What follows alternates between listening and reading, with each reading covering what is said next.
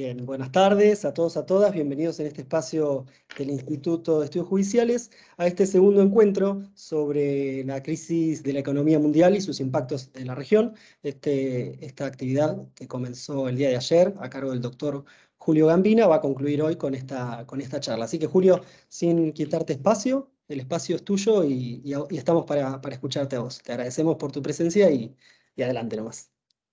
Bueno, muchas gracias. Buenas tardes a todas, a todos, a todes.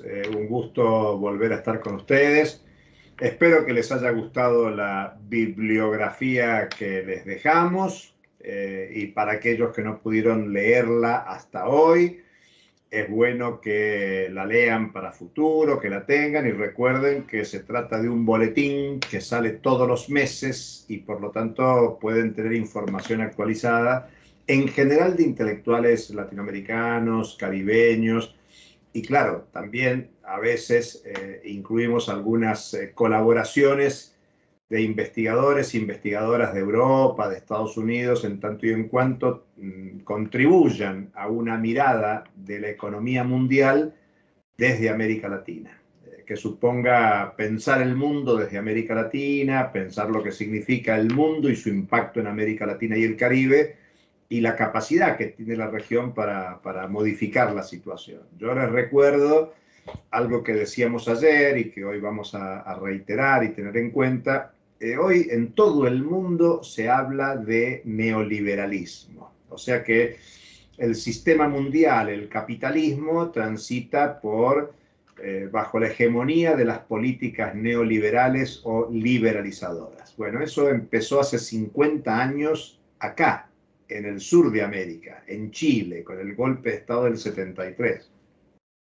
Y por eso cuando uno ve las movilizaciones juveniles populares que se desarrollaron en el 2019 en adelante en Chile y que supuso un cambio de gobierno e incluso un debate constitucional no terminado porque se rechazó una propuesta de reforma constitucional en Chile, pero está abierto el rechazo a la constitución heredada de la dictadura militar de Pinochet y abierto un camino para transformar estructuralmente a la sociedad chilena. No solo cambiar la economía, sino cambiar el orden político y discutir incluso el marco cultural del desarrollo de la sociedad chilena. Por eso es que hay muchas expectativas puestas en América Latina, porque en América Latina y el Caribe surgió lo que hoy se llama modelo neoliberal a escala mundial. En todo el mundo se aplican las políticas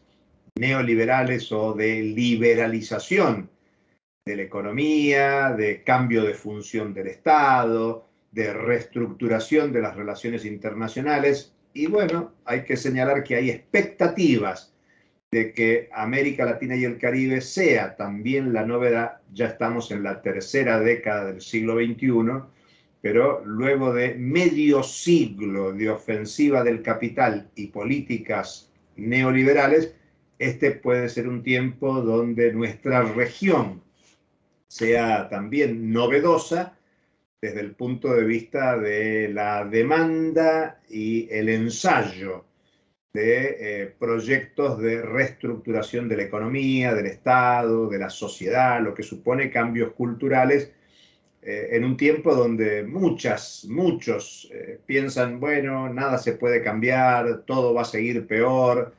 La vida tiene una dinámica de cambio regular, permanente, y por eso, bueno, si se quiere, podemos ser optimistas respecto de lo que puede pasar.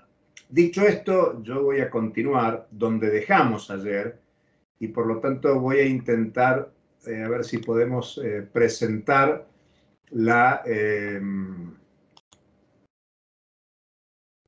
vamos a ver si podemos presentar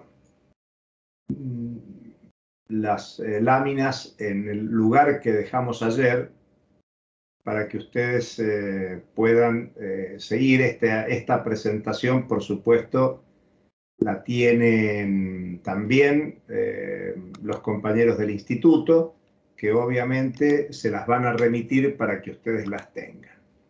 Me imagino que se está viendo. Lo estamos viendo perfectamente, iniciativas ante la situación mundial. Perfecto. Bueno, esta es la lámina con la que terminamos ayer. Y yo ahora quiero señalar que nosotros hasta ahora hemos hablado de las crisis mundiales y ahora quiero profundizar en el tema de las causas de la crisis, porque no solo alcanza con reconocer que hay una crisis, sino ver cuáles son las causas. Y en general también muchas veces se confunden los efectos de la crisis con las causas. Cuando uno dice efectos, yo ayer les mostré datos del crecimiento de la pobreza, del crecimiento de la desigualdad. Bueno, esos son efectos de la situación económica mundial en crisis, pero no son las causas. Las causas las podemos encontrar aquí en este gráfico que, bueno, intenta ser sencillo. Este es un gráfico de la UNCTAD. La UNCTAD es un organismo de Naciones Unidas, quiere decir Naciones Unidas para la Cooperación y el Desarrollo. O sea, es un organismo de Naciones Unidas que informa sobre las inversiones en el mundo en el 2021.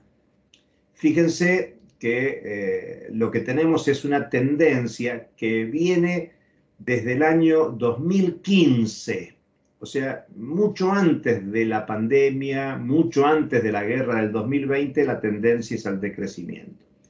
Cada una de estas líneas, de estas curvas, expresan algo distinto. Digamos, la gris, la que está arriba de todos, expresa la suma total de las inversiones extranjeras directas global que se desarrollaron entre el 2007 y el 2020. Ustedes se acuerdan que ayer decíamos que la última crisis mundial del capitalismo es la del 2007-2009. Pongan énfasis ahí. Y nosotros decíamos ayer que la crisis del 2007-2009 se agravó en el 2020 con la pandemia y en el 2022 con la guerra en Ucrania.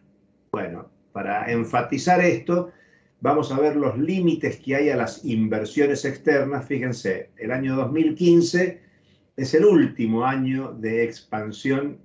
Recuerden que esta línea, esta curva que está arriba de todos, es la curva de todo el mundo. Bueno, desde el pico del 2015-2016 hay una declinación de las inversiones externas.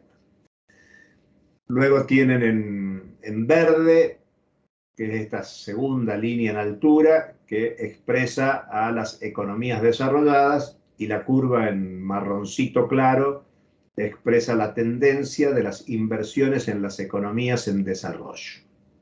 Aquí ustedes tienen el gráfico en valores absolutos, pero lo que me interesa es que ustedes vean la tendencia y que vean la caída de las inversiones externas. Bueno, ¿por qué quiero mostrar las causas de la crisis por acá? Porque si no hay inversiones, no hay desarrollo capitalista. Ustedes se acuerdan, en los últimos años, el gobierno anterior de Mauricio Macri, 2015 a 2019, se hablaba de que a la Argentina iban a llegar una lluvia de inversiones. Pero en los últimos viajes que ha hecho el presidente Alberto Fernández recientemente al G20, en Indonesia, lo que hubo son conversaciones con líderes de las economías mundiales del capitalismo desarrollado para atraer inversiones a la Argentina, inversiones en energía, por ejemplo, para asegurar la producción de gas.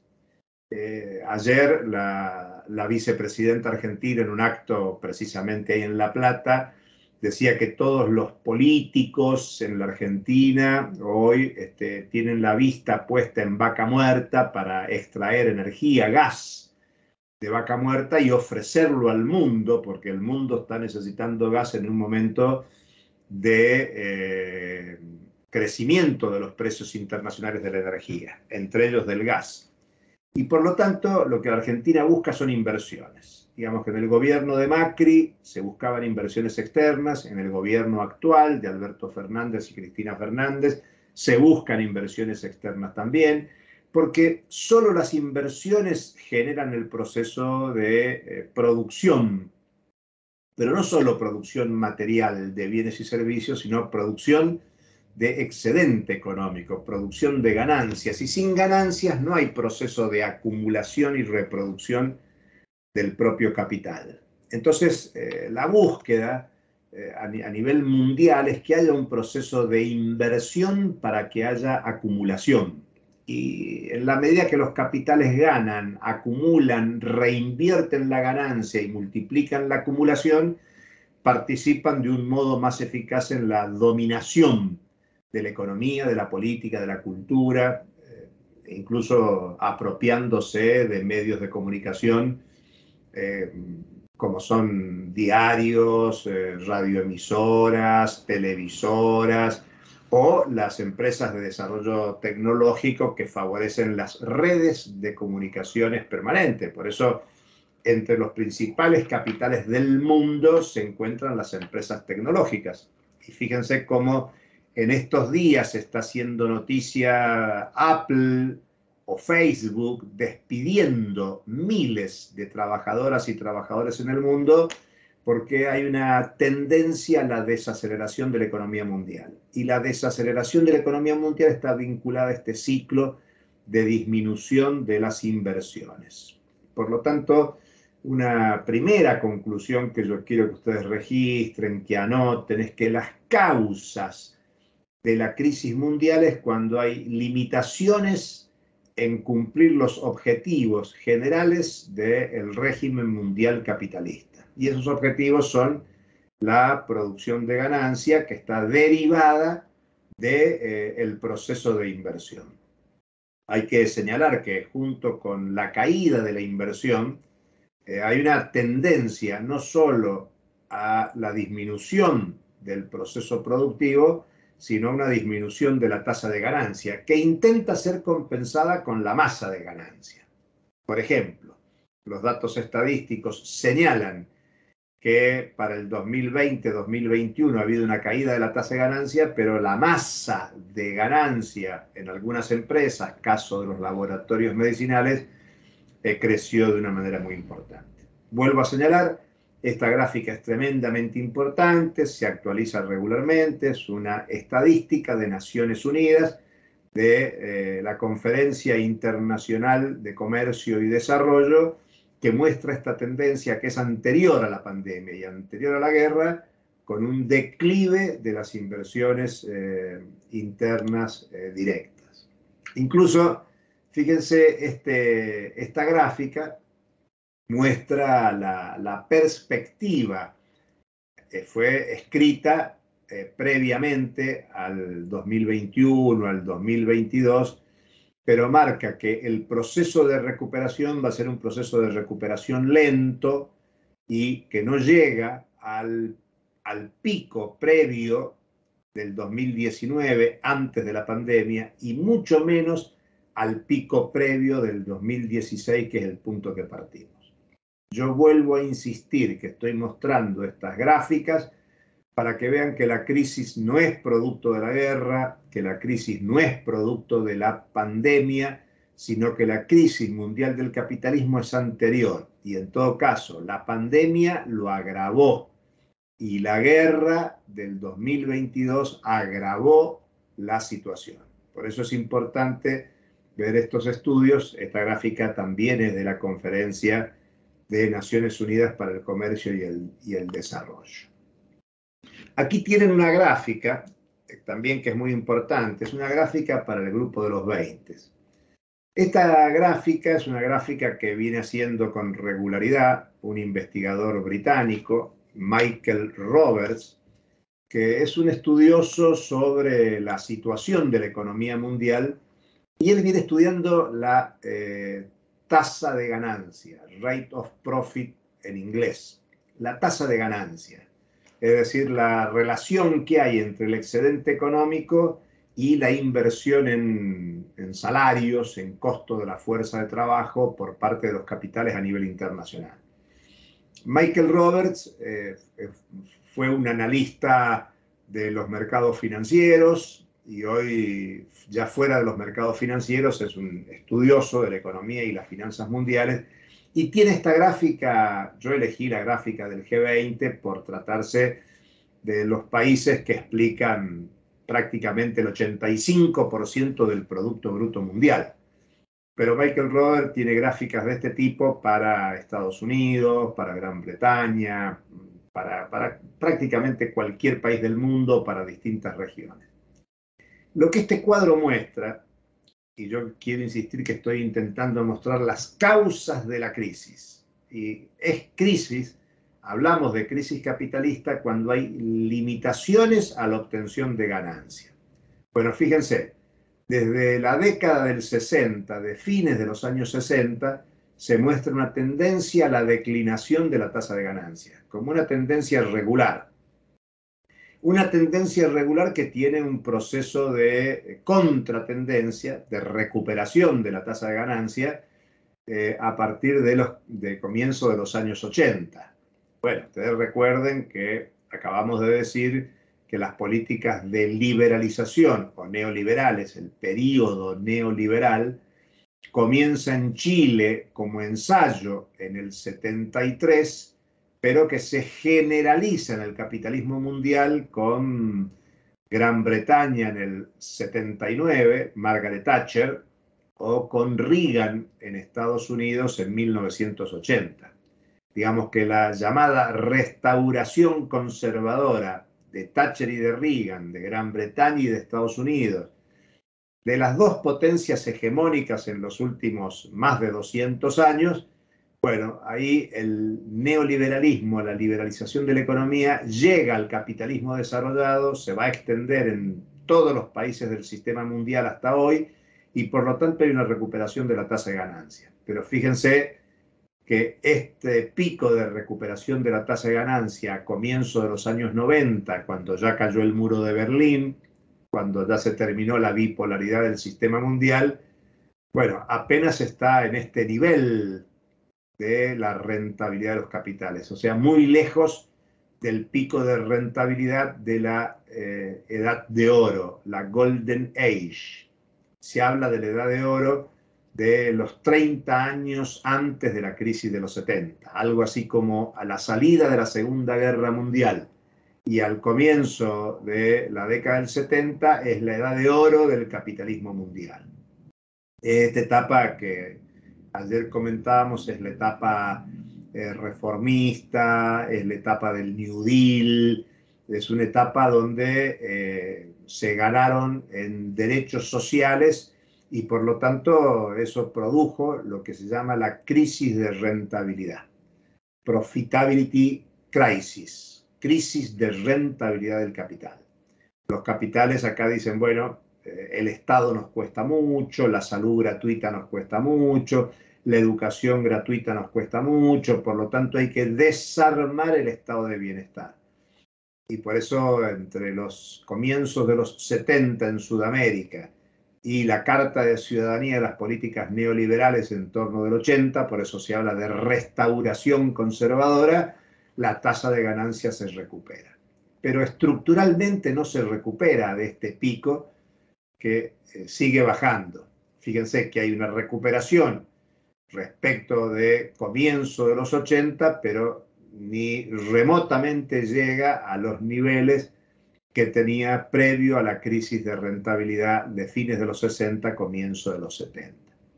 Y nuevamente, sobre fines del siglo XX, la tendencia decreciente vuelve a expresarse y con mucha fuerza en la crisis del 2007, 2008, 2009, que nosotros sostenemos en la última gran crisis mundial.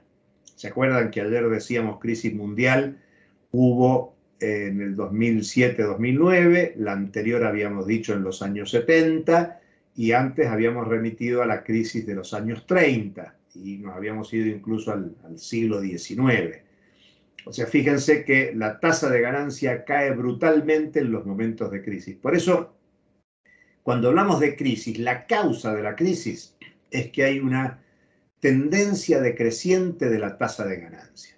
Por eso los capitales intentan, ante cada crisis, modificar el régimen económico del sistema mundial, cambiar el capitalismo para recomponer la tasa de ganancia. Y bueno, en este proceso de recomposición mínima, fíjense que es un nivel menor a la recomposición de fines de los 90 y obviamente está prácticamente en los niveles de piso de la gran crisis de comienzo de los años 80.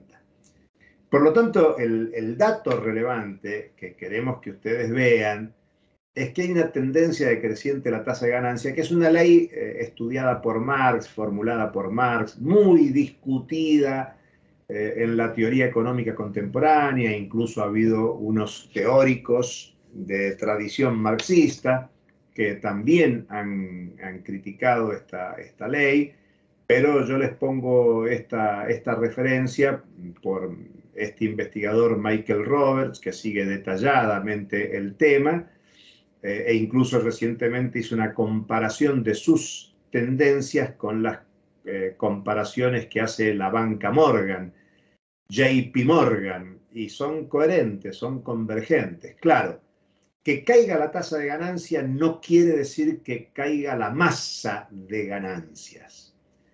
Cae como porcentual, cae como relación entre el excedente económico y la inversión en salarios, pero de ninguna manera cae el volumen de ganancias, que algunos dicen, bueno, no importa tanto la tasa de ganancia, sino que lo que importa es la masa de ganancia. Pero bueno, convengamos que las dos son importantes y lo que pretendemos explicar ahora en este curso es que la causa de la crisis es los límites a desarrollar y ampliar la tasa de ganancia de los grandes capitales. Y en el mismo sentido, Michael Roberts plantea que otro tema de discusión es qué pasa con la productividad. La productividad tiene que ver con, bueno, esa capacidad que ofrece el desarrollo tecnológico para producir la misma cantidad de bienes o más cantidad de bienes y servicios en menor tiempo, con una mejora del tipo de inversiones.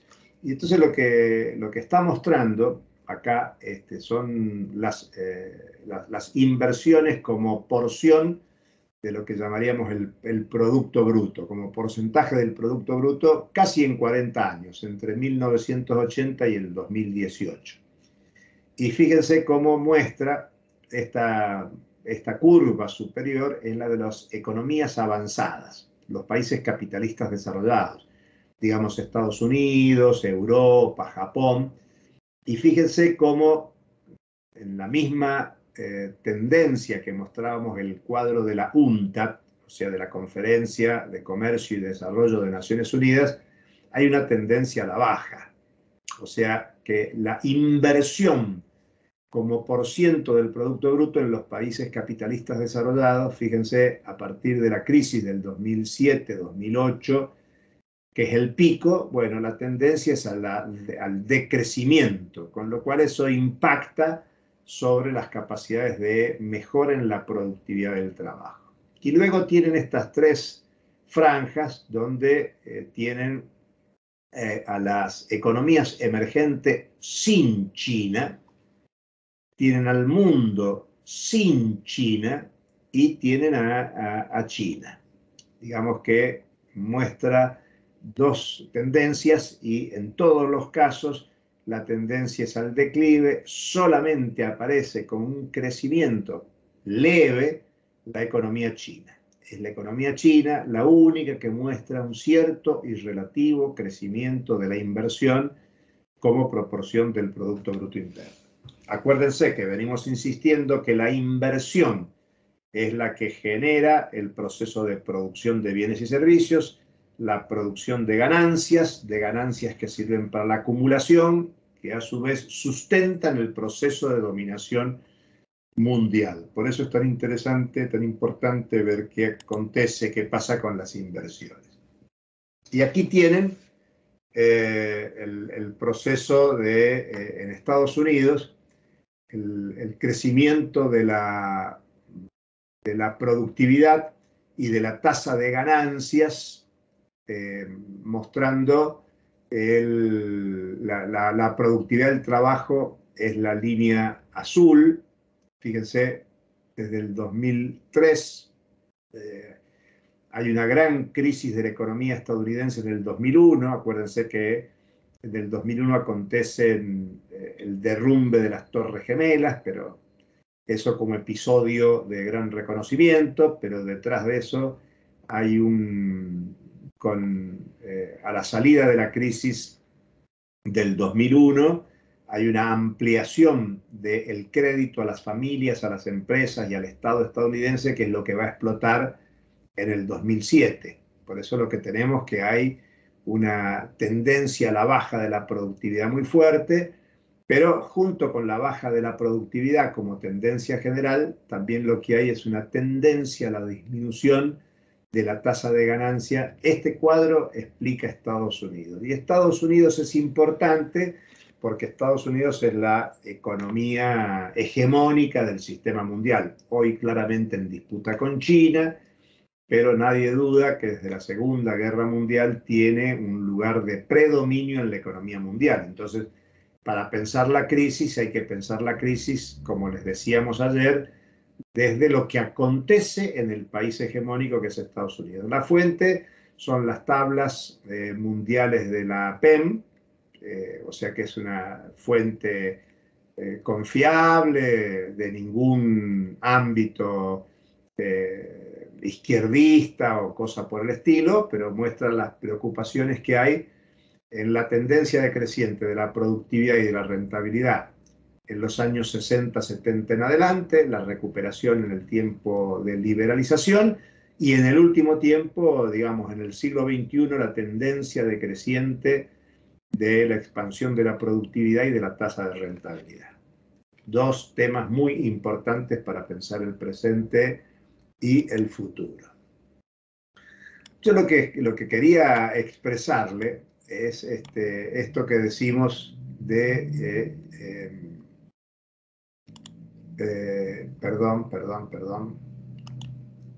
de ver los fenómenos y la esencia, no confundir. Seguimos viendo, ¿verdad? Hola, hola.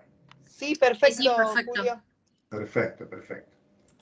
Lo que queremos ver es el fenómeno que genera la crisis, pero lo que me interesa que veamos es la esencia. O sea, ¿de dónde viene la crisis?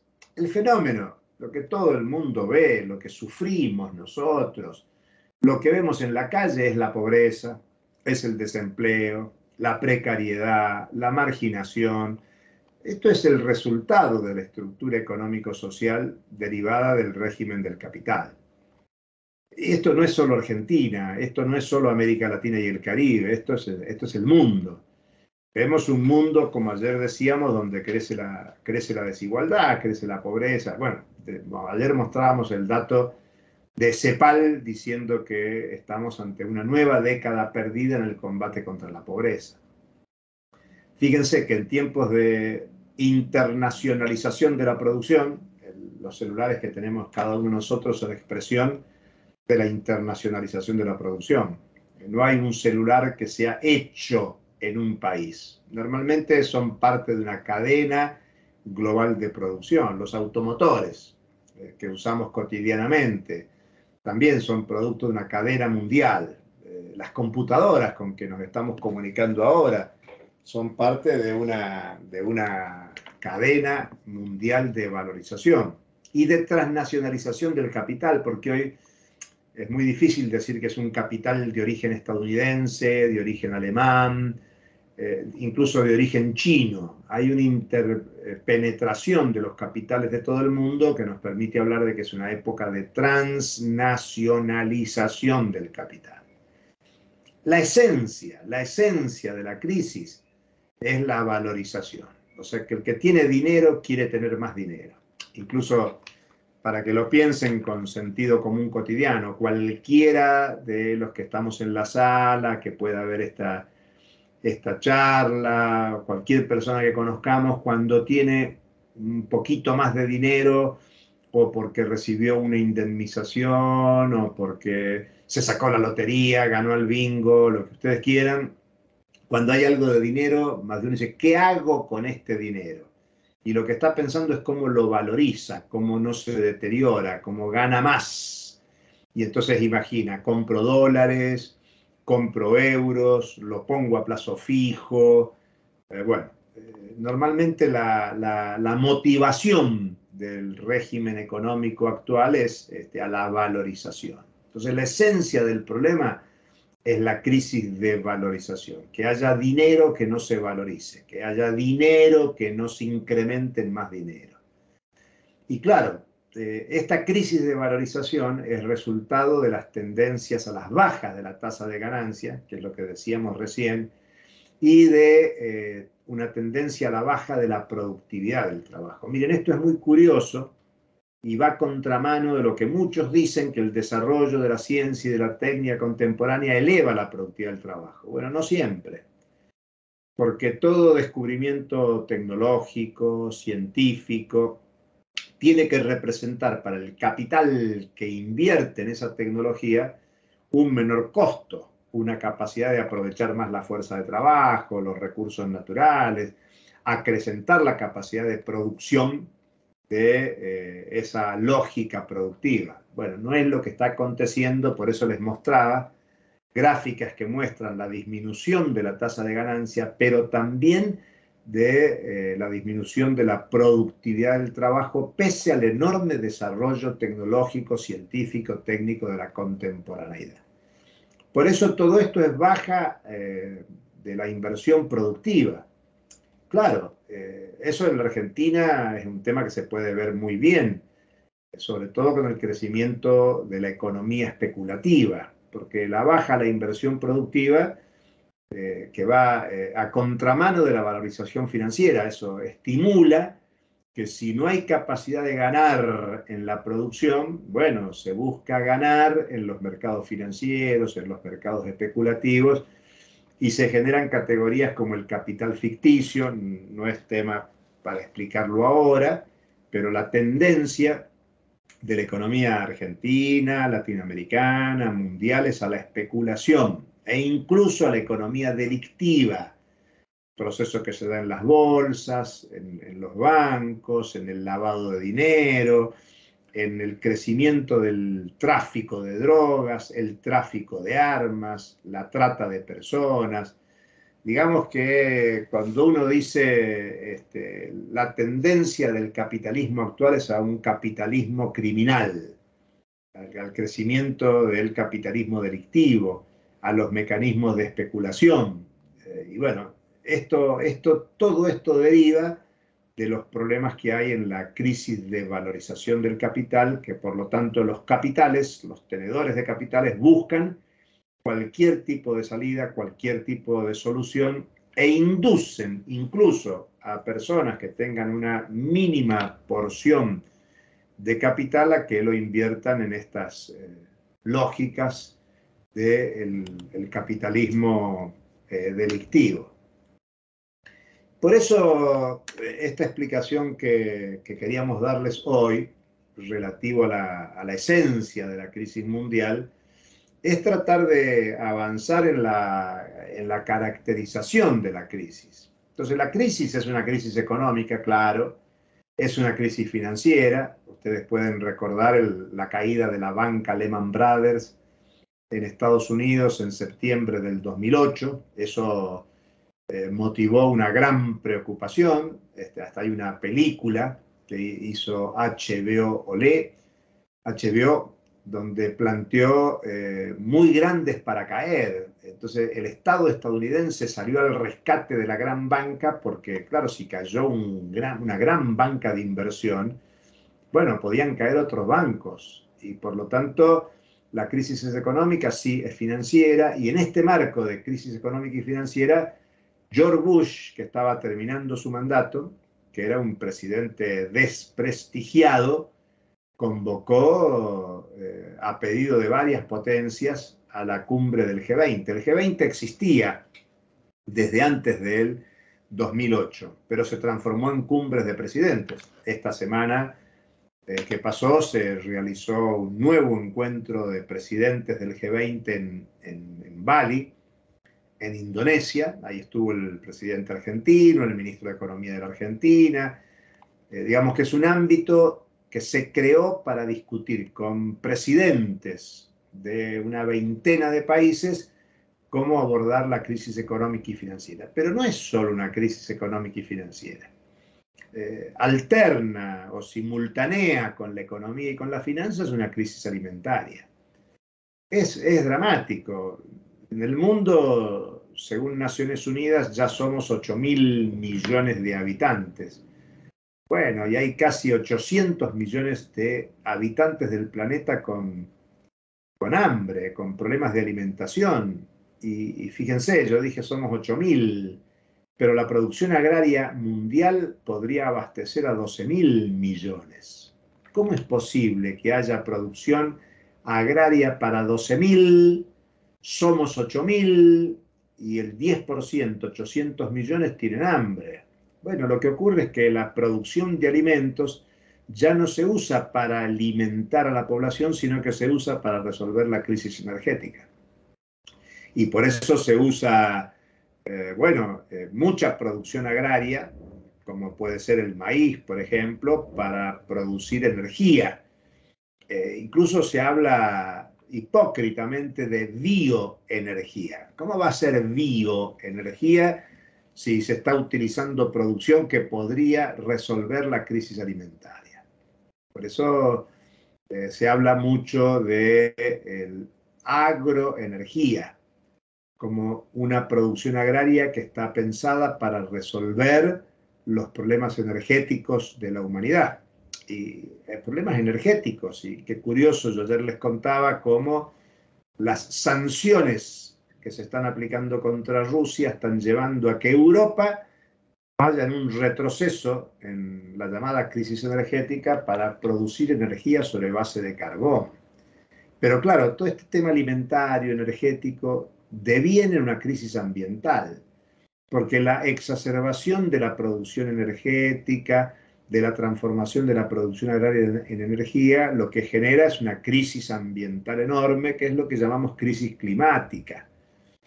Bueno, como se dan cuenta, la crisis es una crisis integral, es económica, financiera, alimentaria, energética, ambiental, climática, y es política. Por eso hoy en muchos editoriales, en muchos debates, se habla del crecimiento de la derecha, incluso algunos califican como la vuelta del fascismo. Pensemos que el fascismo existió hace un siglo, 1920 en Italia, en la década del 30 del siglo pasado en Alemania. El desemboque fue una guerra mundial con un impacto en millones de muertos en el sistema mundial, más la destrucción física y la inutilización de recursos para la producción militar. Por eso decimos que hay crisis en la política. Esto pueden pensarlo para la Argentina, bueno, para la reciente elección de Brasil, para lo que acontece en toda América Latina y el Caribe y por supuesto en el mundo. Y es una crisis política, pero también es cultural. Yo me animo a decir que es una crisis civilizatoria en el sentido de, bueno, una pregunta que a esta altura podemos hacernos no solo en nuestro curso, sino en el debate familiar, de amigos, en los ámbitos de trabajo, en los ámbitos de socialización cotidiana. Es, bueno, ¿a dónde va el mundo? ¿A dónde va el mundo con la crisis climática? ¿A dónde va el mundo con la crisis energética? Se está hablando hoy de potencialidad de una guerra nuclear, en tanto y en cuanto no se llegue a negociaciones de paz entre Rusia y Ucrania, entre Rusia y sus aliados y Ucrania y sus aliados, digamos, de alguna manera, esta confrontación mundial que hay. Por eso es serio hablar de la crisis, porque es una crisis extendida. Vamos de nuevo, y perdonen la reiteración, es económica, es financiera, es alimentaria, es energética, ambiental, climática, política, cultural, es de la civilización contemporánea. Y como hemos dicho varias veces, estalló en el 2008, desde ahí viene, 2007, 2008, insistamos, ya llevamos 15 años en crisis mundial, no resuelta, pero como si fuera poco, esto se agrava con la pandemia y con la guerra en el 2022. Y los efectos, no las causas, son problemas de empleo, problemas de seguridad social, problemas de pobreza, problemas de desigualdad y recientemente la tendencia creciente de la inflación mundial.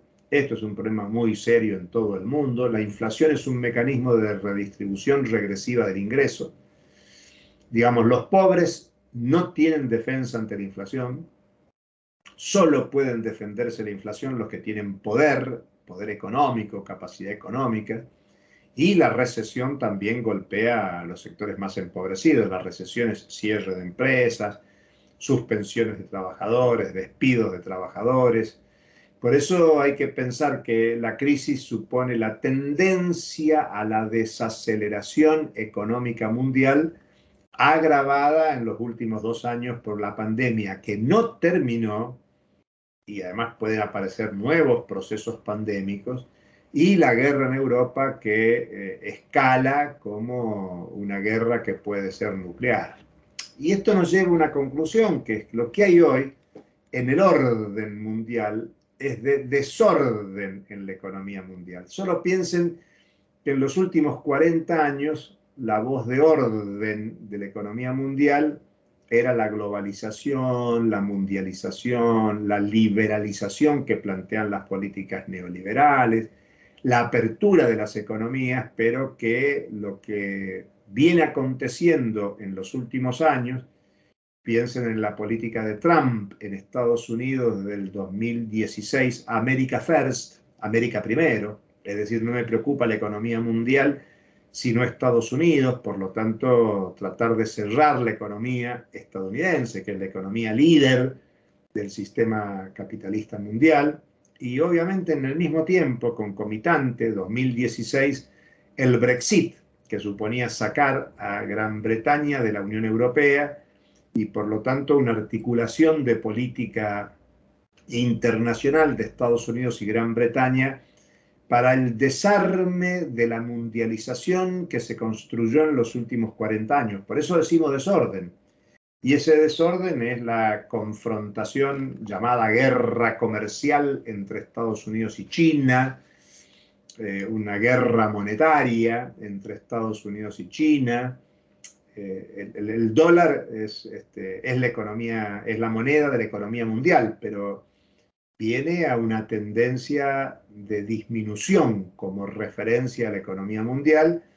El yuan, moneda de China, está muy lejos de reemplazar al dólar, pero tiene la intencionalidad de ir ocupando crecientemente ese lugar, y hay muchas economías del sistema mundial que empiezan a disputar el lugar que el dólar tuvo. Insistamos, el dólar sigue siendo la moneda principal de la economía mundial, pero hay guerra comercial, hay guerra monetaria y por supuesto hay peligro de guerra, no solo en Europa, sino guerra nuclear en escala mundial. Por eso, bueno, todo esto que yo estoy diciendo ustedes pueden verlo en los organismos internacionales.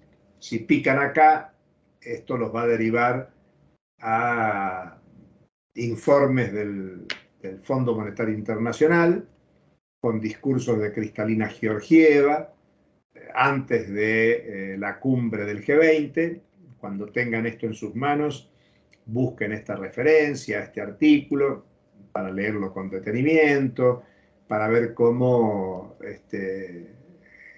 plantea el Fondo Monetario que el mundo se enfrenta a un panorama económico mundial que se ha ensombrecido considerablemente. Insisto, no lo digo yo, lo dice Kristalina Georgieva, la directora gerente del Fondo Monetario.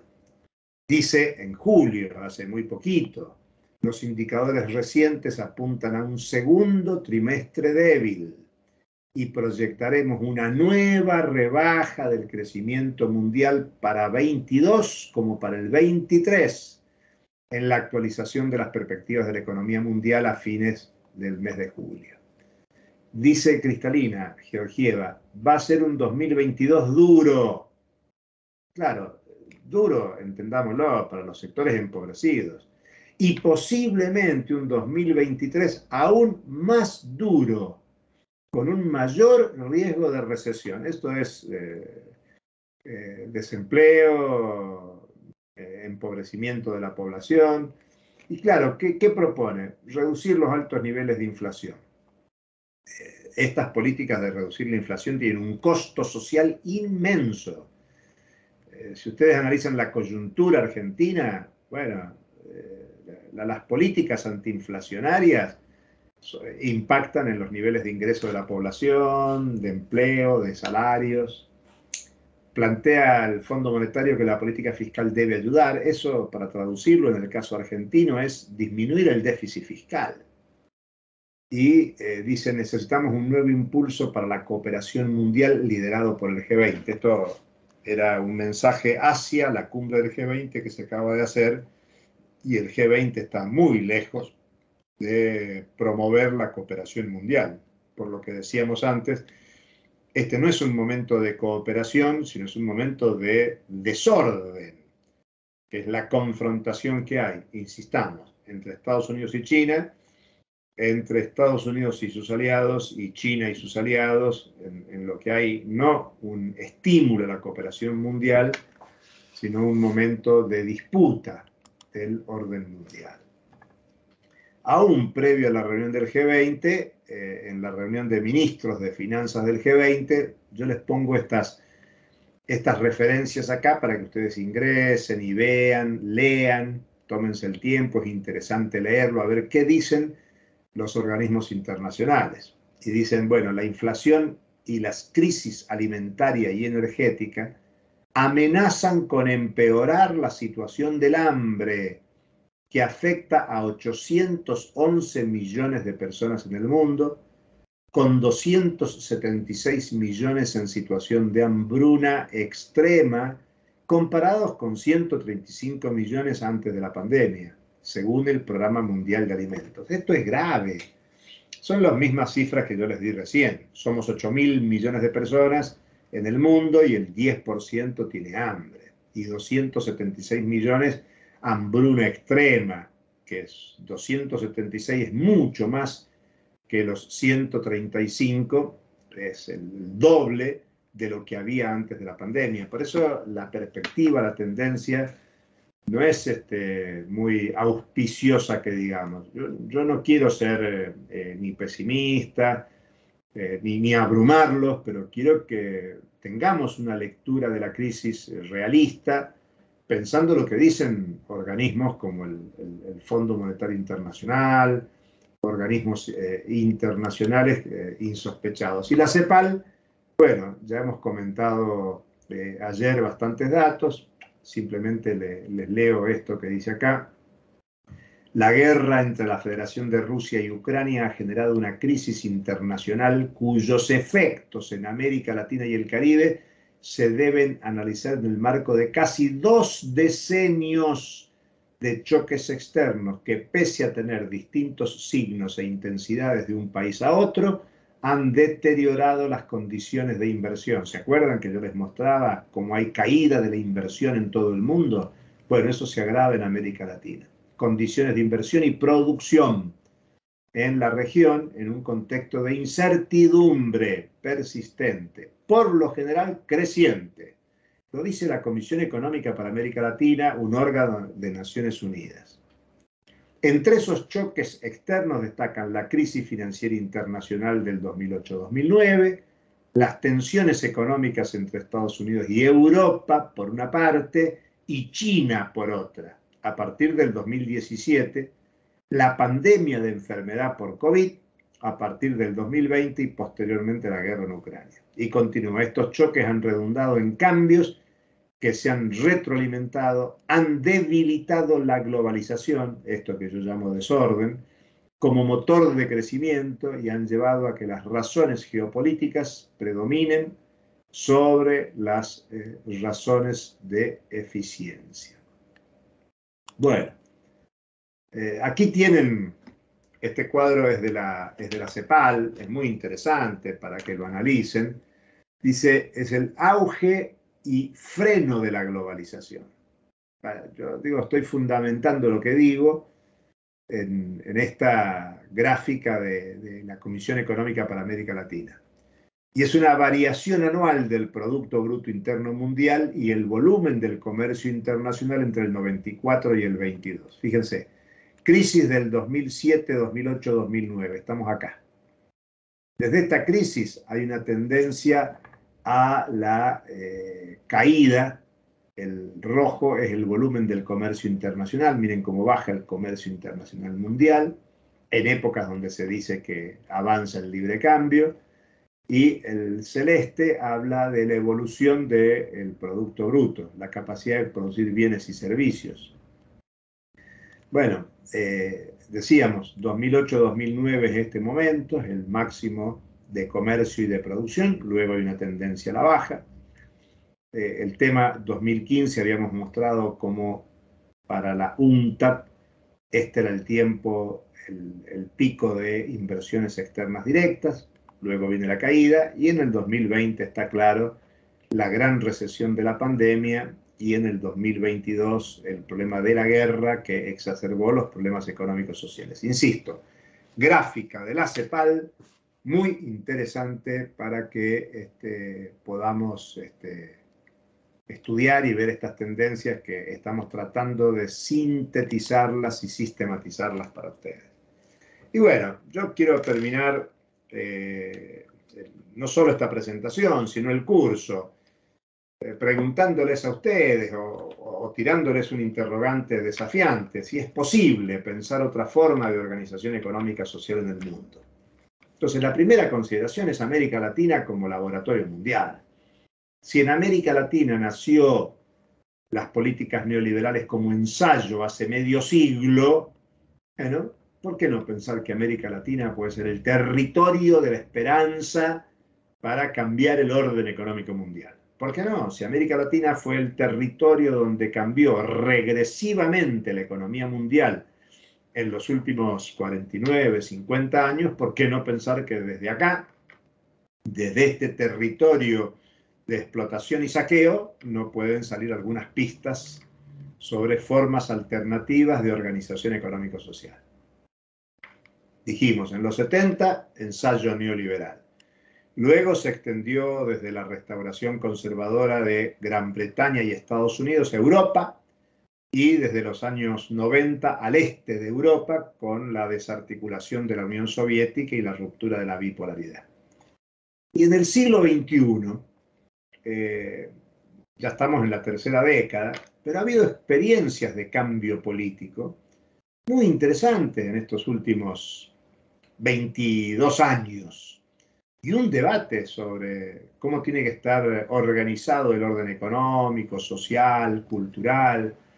Por ejemplo, solamente para que profundicemos, trabajemos, discutamos, estudiamos, hay una nueva institucionalidad desplegada en América Latina con nuevas constituciones, por ejemplo, la constitución del 2009 de Bolivia o de Ecuador, donde plantean novedosos horizontes civilizatorios. La constitución boliviana habla de que el objetivo es el vivir bien. La ecuatoriana dice el buen vivir. Vivir bien o buen vivir son categorías de los pueblos ancestrales, de los pueblos originarios. Claro que hay que resignificarlos al presente, no se trata de volver a vivir como vivían los aymaras, los quechuas o cualquiera de las culturas andinas, y pensando en las múltiples culturas de nuestro territorio, sean mapuches, mocovíes, huarpes y todas las comunidades nuestras, pero ¿qué significa el vivir bien o el buen vivir que hoy expresan algunas constituciones en la región latinoamericana y caribeña? Incluso los debates que se plantearon no hace mucho, en la última década, sobre retomar un socialismo del siglo XXI, ya en sí mismo hablar de socialismo del siglo XXI es una crítica al socialismo del siglo XX, donde lo que interviene como novedad es el tema de la democracia y la participación popular en la toma de decisiones, o la expresión de socialismo comunitario, que emergió desde Bolivia por la importancia de la economía comunitaria precisamente en Bolivia, que define una economía plural, donde está la economía privada, la economía estatal, la economía cooperativa y la economía comunitaria, que es el modo de vida rural principal de las comunidades indígenas originarias campesinas en Bolivia. Pero además de la nueva institucionalidad, América Latina y el Caribe desarrolló conceptos e instrumentos de una integración no subordinada, una nueva integración en América Latina con categorías más que interesantes, como por ejemplo la nueva arquitectura financiera. Se habló de un Banco del Sur que nunca se llegó a constituir, que incluso tuvo como propuesta que el Banco del Sur contuviera, por ejemplo, las reservas internacionales de los países del sur de América para, desde esa acumulación financiera, desarrollar proyectos productivos alternativos, pensando en mercados integrados, no en soluciones nacionales, sino en soluciones integradas. Entre esas novedades apareció desde la negatividad del no al ALCA, que era el área de libre comercio de las Américas, un tema que se enterró en el año 2005 en Mar del Plata, en la articulación de movimientos populares que luchaban contra el ALCA y los gobiernos del Mercosur que decidieron no incluir la agenda del ALCA en la cumbre de presidentes de las Américas de noviembre del 2005 en Mar del Plata, para el enojo del presidente de Estados Unidos allí presente, George Bush. Y claro, del no al ALCA se fue al sí de la CELAC, y la CELAC es la Confederación de Estados Latinoamericanos y Caribeños. Hoy tiene a Brasil afuera de la CELAC por decisión del gobierno de Bolsonaro, es de prever que con la asunción de Lula Brasil vuelva a la CELAC. Y la CELAC es la unidad política de toda América Latina y el Caribe, sin Estados Unidos y sin Canadá. Hoy está temporalmente presidida por la Argentina, antes de la Argentina fue presidida por México, y el desarrollo de esta integración no subordinada puede darle una perspectiva a estos mecanismos de nueva institucionalidad que señalaba anteriormente.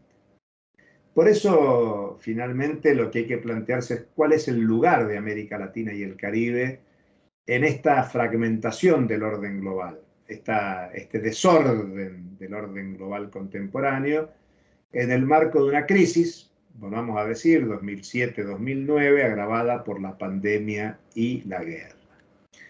Digamos que la intencionalidad de esta presentación que acabo de hacer tenía el sentido, tiene el sentido de recuperar los debates que estábamos generando, tanto con la presentación de ayer, la presentación de hoy. Ustedes van a tener todo en su momento, los organizadores se lo van a mandar, y les confieso que estoy intentando volver a encontrarme con ustedes, a que me puedan ver, pero no Por lo acá estoy. te vemos bien, ¿eh? Ahí se cerró tu cámara, Julio, pero hasta recién te veíamos. No lo estoy logrando, ahora sí. Ahí estás, ahí estás. Ahora sí. Bueno, muy bien. Hasta aquí llegamos, así Bueno. que espero que haya sido de mucha utilidad, espero que nos volvamos a encontrar pronto, a lo mejor presencialmente, sería lo deseable, que les sea de utilidad, y a través del instituto a disposición para cualquier ampliación, pregunta, ampliación de bibliografía o lo que ustedes gusten. Ha sido un placer enorme, así que muchas gracias por la atención y hasta cualquier momento. Muchas gracias a vos, Julio. Bueno, queda esta invitación a pensar lo que señalabas en la última placa. Así que bueno, esperemos comentarios de la gente ahí en el video, pueden comentar debajo. Así que invitamos a esa reflexión que nos dejabas en la última placa. Agradecidos de que estés en el espacio del instituto. Te esperamos, te convocamos para una próxima actividad, ya supongo que bueno, el año que viene. Así que bueno, de nuevo, muchas gracias y será hasta la próxima. Chao, un gusto verlos. Igualmente.